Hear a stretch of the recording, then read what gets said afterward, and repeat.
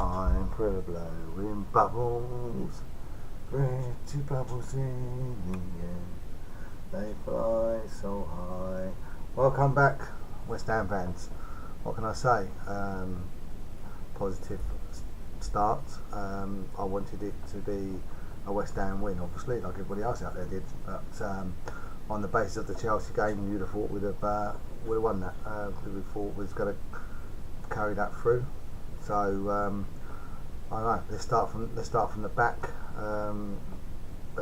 Adrian throwing out the balls to the other team, and then kicking the ball long when we could have passed it out to Ogbonna or someone else, someone like that, or even Creswell or someone like that.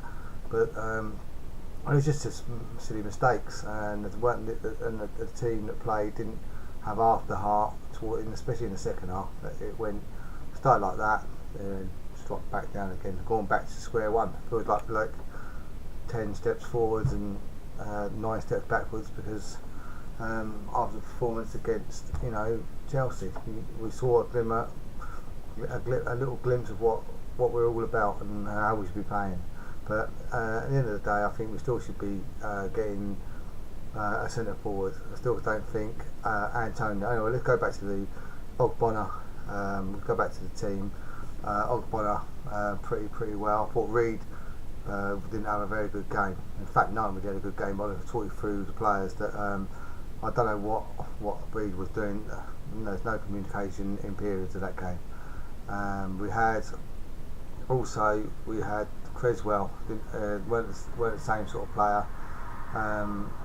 He didn't play as well as he should have done along that wing, passing the ball, not getting the ball into the box, probably because he didn't know he was in there, but I didn't think he was getting the balls in as well as he should. Let's go to Antonio up front now, because this highlighted why he should be up front. He should be on. I know he played well against Chelsea, but he should not be in that position. He should be playing on right midfield. Still think that should be a 4-4-2. Keep saying it. We need a striker, and that is end of it. So tell me your thoughts, and please comment, and obviously subscribe to this channel, please, and like. But then going back to Payet, he didn't have the best games. And like I say, we can talk about the players individually. I just don't think we just didn't play well as a collective team. I don't think I think if we'd have scored in the first 20 minutes, because I thought we played well in the first 20 minutes, we could have really done. We could have won that game. But they've got Lukaku, Everton, and that was the difference between the two teams. Lukaku, and they never gave up. You look at Lukaku. I think at one point I saw him get the ball in the 18-yard box, and I think he run the length of the pitch with the ball, and that's the difference between effort and passion. Getting that ball, running with it, and nothing Everton did. If you watch the game back, they never ever gave the ball away cheaply, which is very good coaching. Never ever gave the ball away. I don't think we was giving the ball away from their goalkeeper to throw it to their players. And it's just like mistake after mistake with the second half. I don't know what he said to him Slaven said to the players at the second half. I think he must have said, carry on the way you are, you're doing well. But I think he should have changed it. I think he should have changed it after time. I think the formation didn't work. Not against a side like that. I think we're just too open, especially when we go forward. I don't know what Obiang was doing. It's been commented on other channels actually about mentioning it. Everyone else has mentioned it. That Obiang was like playing up front, trying to help Antonio and Payet, and Noble was sitting there. Should have been the other way around.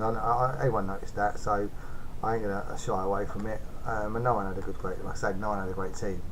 But tell me your thoughts. If anyone can tell me your thoughts, because I like your feedback. Any bit of feedback would be welcome, especially on this channel. So I will be doing a Stoke preview later on in the week. But I thought I just want to get this one off my chest. I don't know what the way forward is. Obviously, we don't want Slab to leave or to get a boot, but I don't think he will, and I don't think we'll get relegated. So tell me your thoughts on some of these issues I've raised. Another thing I did, I didn't go to the game itself, but I could hear on the TV that the fantastic support, away support was awesome. At points I couldn't even hear the Everton fans because I heard Bubbles singing over it all. So well done to everyone that went to the game. I wish I could have gone, but obviously commitments and stuff like that. Also, some other points. Again, I see sometimes we play from side to side rather than and then go back again. I think there's a few times we went back as a goalkeeper because we didn't know what to do with it. Again, tell me your thoughts. Also, can anyone tell me and enlighten me on the situation with the players? I read something earlier that put the players on. Let's put the players on the table. Clary, Carroll, Sacco. Who else? Zaza, Nordvik. 5 players there. Let's shy away from it. These players and this, apart from Andy Carroll getting injured, don't know what's going on there.